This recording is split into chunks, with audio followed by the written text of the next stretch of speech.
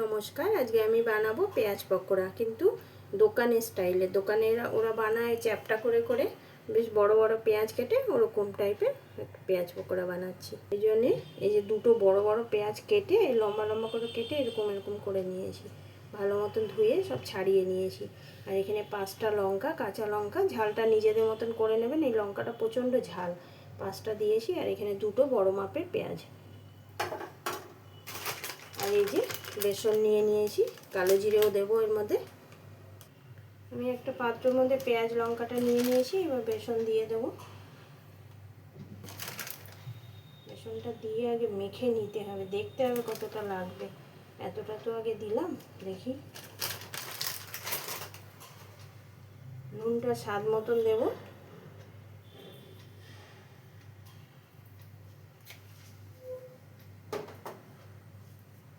হলুদ দেবো।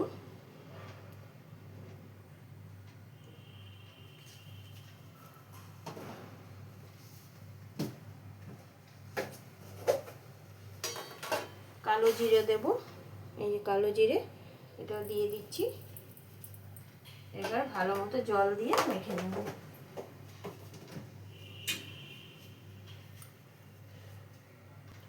জল নিয়ে কাপের মধ্যে জল নিয়ে নিয়েছি। এবার এটাকে খুব পাতলা করব না, ওরা যে বানায় না খুব সুন্দর মাখে, মেখে ওইটা চ্যাপটা করে হাতের মধ্যে তারপরে বানায়, এটা খেতে খুব ভালো লাগে। ওরকমই বানাবো আমি, এই জন্য খুব পাতলা করব না এটাকে।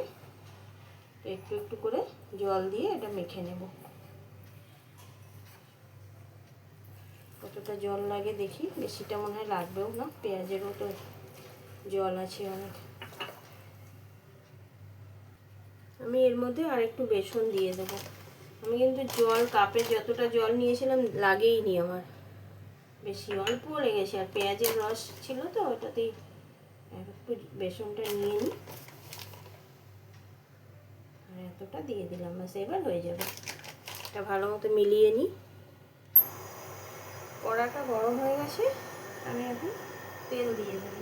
রিফাইন অয়েল, জারকিন থেকে পুরো তেল ঢেলে দিচ্ছি। ভালো মতো ভাজতে হবে ডুবো তেলে। তেলটা গরম হয়ে গেছে।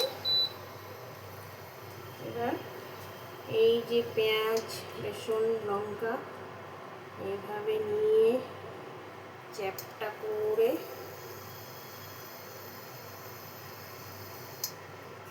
ওরা খুব সুন্দর দু হাতে করে, এভাবে বড় বড় ছেড়ে দিতে হবে। তবে দিয়ে আমার খেতে এটা খুব ভালো লাগে। অনেক দিন ধরে ভাবছিলাম যে দোকানে যেভাবে পকোড়া বানায় একদিন বাড়িতে বানিয়ে দেখতে তো হয়। তো আজকে আমার ইচ্ছে হলো, এই জন্য আমি বানিয়ে নিচ্ছি চ্যাপটা চ্যাপটা বড় বড়। তো সেগুলো গরম গরম চা, কফি, একটু মুড়ি দিয়ে খেতে এবার বর্ষাকালে তো আরও ভালো লাগে এসব। এখন তো যা গরম পড়েছে। হ্যাঁ, এইভাবে চ্যাপটা চ্যাপটা করে পকোড়াগুলো ভেজে নিচ্ছি। 3টে দিলাম, আর জায়গা হবে না। দেখি এবার একটু উল্টে দিই। এক সাইডে এরকম লাল লাল হচ্ছে, আর একটু লাল হবে, একটু উল্টে দিই। না, বাইরের জিনিস দোকানে থেকে কিনে খেতে ওটা খুব স্বাদ লাগে, কেন বুঝি না। ঘরে যত সুন্দর করে বানাও, পরিষ্কার করে বানাও, অত স্বাদ হবেই না। দেখছি বানিয়ে কেমন হয়। পকোড়াগুলো ভাজা হয়ে গেছে, এবার তুলে নেব। বেশি আবার ভাজলে পেঁয়াজ পুড়ে গেলে তেতো তেতো লাগবে। বেশ ভালোই ভাজা হয়েছে। এই যে বড় বড় চারদিকে ঠ্যাং বেরিয়ে গেছে পেঁয়াজের।